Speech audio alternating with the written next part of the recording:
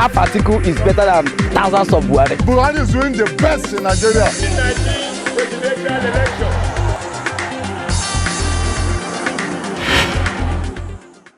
And President Mohammadu Buhari has won himself another 4-year term in office.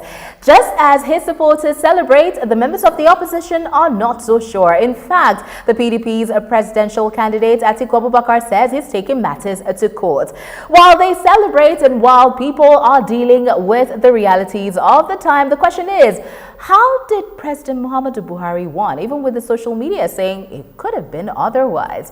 You're watching Dance for Democracy. My name is Gloria Oje-Emod, and I have right here in the studio 2 analysts to talk about this, how President Mohammadu Buhari was able to win himself a second tenure. Starting with our election observer from Election Monitor, it is good to have you, Biodo Ajijola. Welcome. Thank you for having me. All right, and we have Polycarp Sunday, who is a political analyst. It's good to have you here.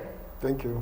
Okay, so I'm going to go straight to you, Biodo. Of course, you were on the field, you were in the Situation Room, and you also saw the president get his certificate of return. What are your thoughts based on how the election results were collated? Because some people do have a problem with that. And of course, how the president was able to capture this win.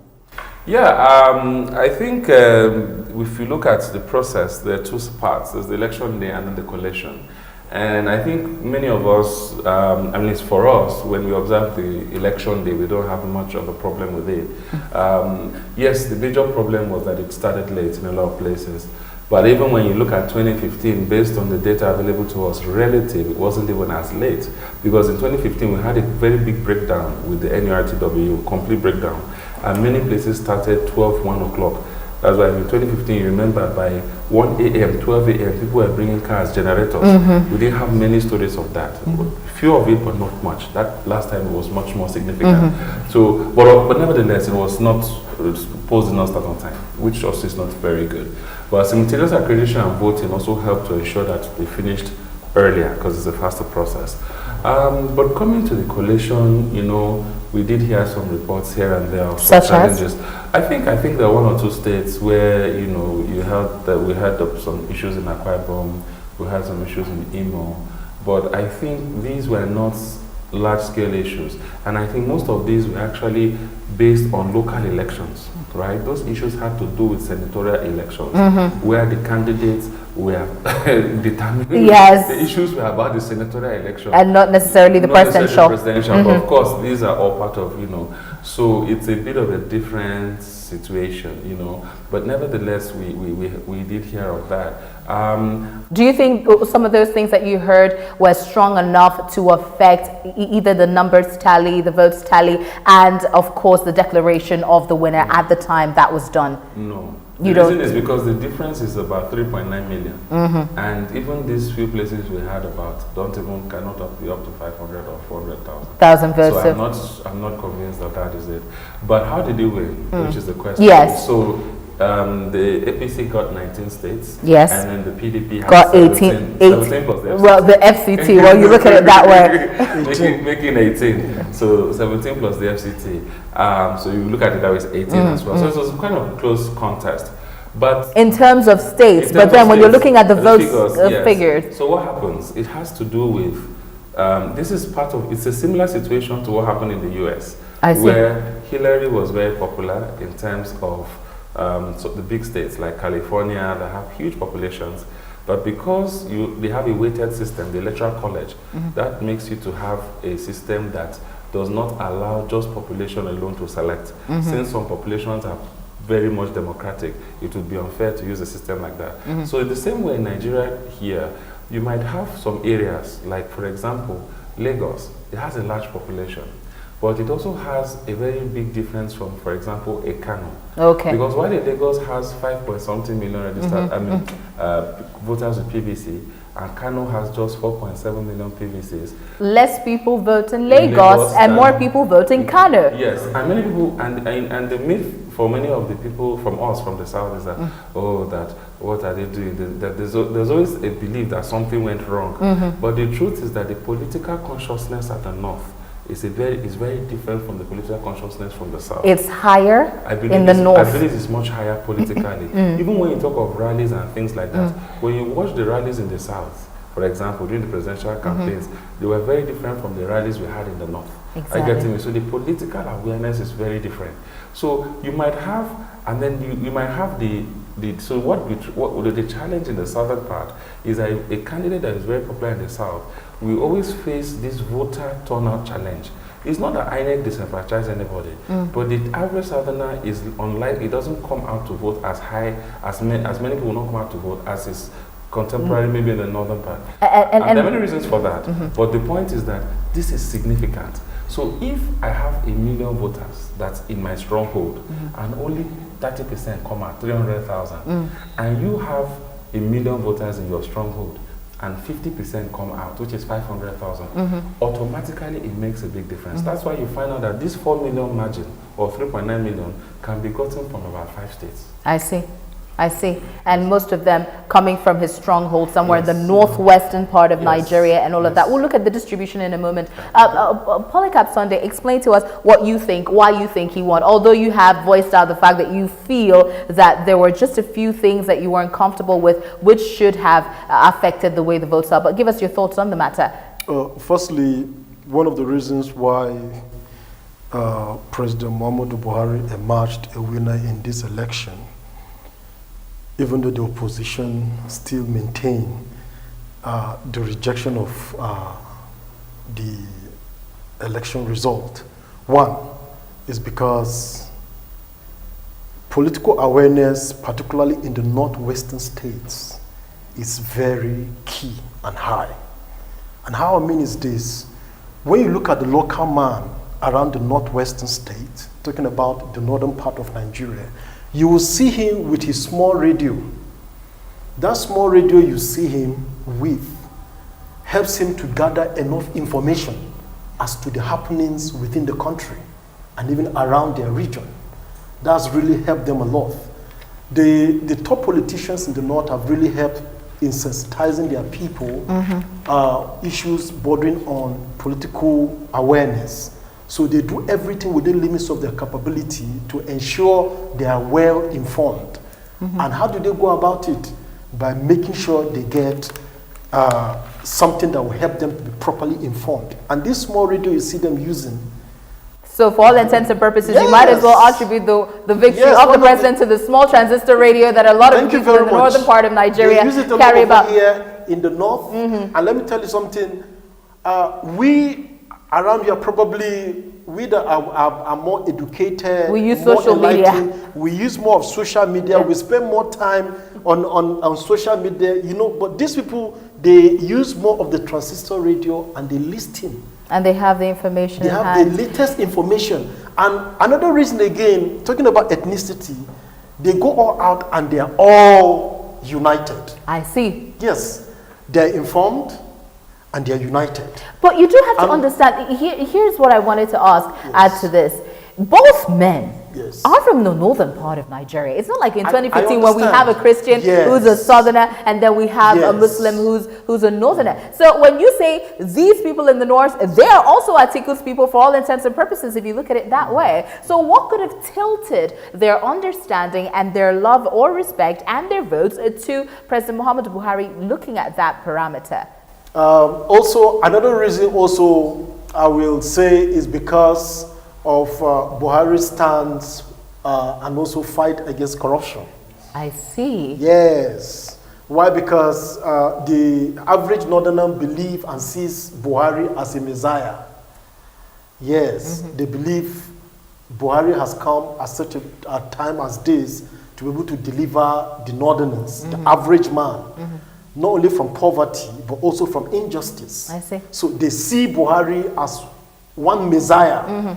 Are you hearing me? I see. Even though he also has one or two, little, deficiencies. You understand? But they see Buhari as a messiah. I see. So they all go out en masse to ensure that they give him all the support he requires. Atiku Abubakar also is also seen as that, but on a second note, I overheard some northerners, particularly from the northwestern state, let me tell you something. They were saying they do not support the candidature of the vice presidential candidate. Why? Because he's from the southeast. They even prefer if it will have been somebody from the southwest or probably from the middle belt. He's from the south. Okay, the VP, that is Peter Obi. Some things. Okay, because of Peter Obi, because he chose Peter Obi as his running mate. So they would have preferred if his VP was from the southwest. I see that as myopic. Why? Because you do not determine the kind of person you want to elect for an elective position because of the region where that person comes from. Well, with all due respect, this is Nigeria, and let's be very honest, where people come from will very much determine how people vote. And one of the reasons I believe that Atiku Abubakar chose somebody from the southeast was, of course, he wanted the southeastern vote, which worked out for him. He got that overwhelmingly. All 5 states in the southeast region voted for him, and all the Niger Delta states voted for him. But obviously, that wasn't enough to get the kind of numbers that he needed to get the win. Now, Vice President Atiku Abubakar wants to go to the court. What are his chances? Starting with you, Biodun. What are his chances? The Elections Petitions Tribunal is there. Does he have any, does he have, his argument, does it have merit? You already said that the fraction may not matter much in terms of vote tally. Well, I don't know his reason for wanting to go to court. Well, he feels he lost. Yes, I know. So he probably feels disenfranchised. Yeah, but I think losing is not enough of a reason. You go to court not because you lose, but you go to court if you have credible evidence that you were cheated. That's why you should go to court. Otherwise, every time you lose an election, you just go to court. So, if he has credible evidence that shows him, that convinces him that, why did Goodluck Jonathan concede in 2015? Apart from the tense political situation, he knew that based on the results coming in, that was, there was just an overwhelming desire by many Nigerians to have him out for whatever reason. I see. So it also has to do with the legitimacy of it. And when Goodluck Jonathan didn't go to court in 2015, it's not because the legal option wasn't open to him. It was just because he knew that there was no case for him to go and as at that point. But if Atiku feels he has a case and he wants to go to court, for example, if I knew the information available to him, I would say, look, this is a waste of time, forget about it. Oh, you think so? No, okay, if you have the opportunity to assess the information available to him. So you look at the information and you say, look, so this is not, because I've seen some people go to court, tribunals, and there are some elections I follow very closely, and based on the information at my disposal, it is very, very clear that there's no point in this. But some people just want to pursue the legal option to say that, they didn't just concede. But like I said, I don't know, I wasn't part of the campaign. I know nothing about what's happened in the PDP, so I'm just an observer. So he knows what has informed that decision. You do know that a lot of these parties had their own situation room, at least for PDP had their own situation room where they were taking the number of votes counted, and of course the APC had that. So both of them probably had different numbers.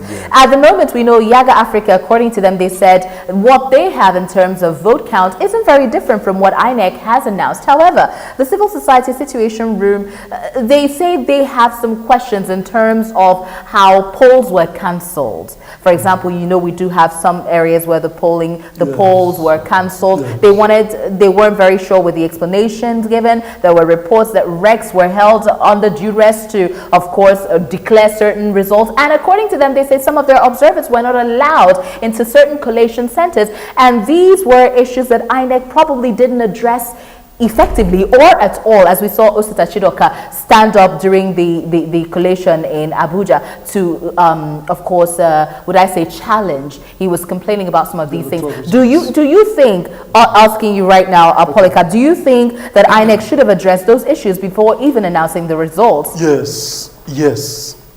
I, for one, I am of the opinion that the INEC chairman, Professor Mahmoud Yakubu wouldn't have just gone ahead and conclude by announcing the winner. He would have given a fair hearing to the opposition. Do you think it's his place? I don't think it's his place to have... No. Yes, go ahead. Okay, let me explain the process. Let me finish. Okay, go ahead, please. I understand part of the electoral process. You understand? In the electoral, is the act, whatever you call it. he has the powers to announce the results. Of course. And of which that was the reason why they set up the electoral, what is it called? Elections Petitions Tribunal, yes. Petition Tribunal, what have you. But for PDP, they have every right to go to court.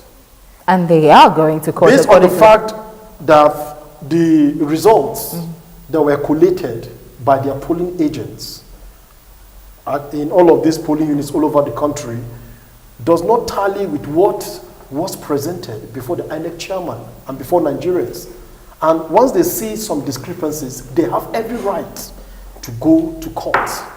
So I do not, stop them. I do not discourage them. I would say they should go ahead and go to court. Why? Looking, for example, in Rivers State, there was this particular, governor that went for an election that was gubernatorial. Well, he was announced the winner, but I think after 2 or 3 months, thereabout, he was dropped. Why? Because the other opposition, that's the candidate, went ahead and presented his case at the electoral tribunal, and he won. So I believe probably they have if PDP, pursue a very good case. And they have their facts on ground. All right, Biodo, we're almost done. You wanted to say something about, yes. Let me tell you why the political parties, they always made the same mistake, all of them, whether it's all of them. And they have the collation process is a clear process that starts from the ward or the registration area to the local government, to the state, to the national.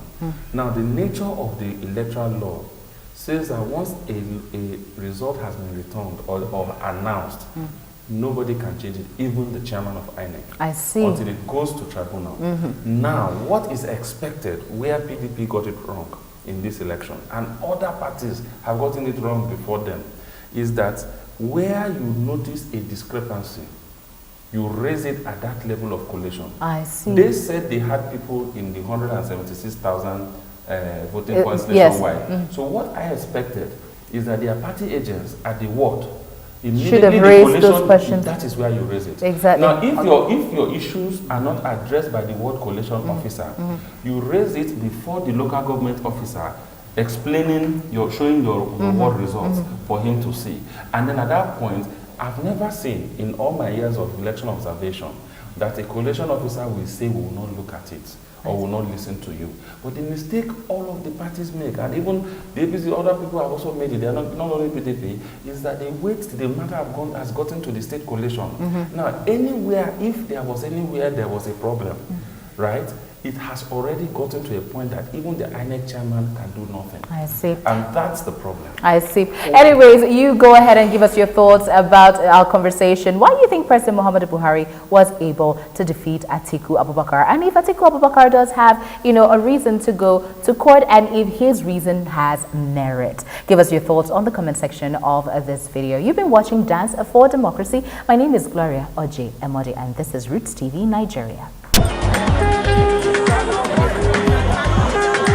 Half article is better than thousands of Buhari. Buhari is doing the best in Nigeria. Presidential election.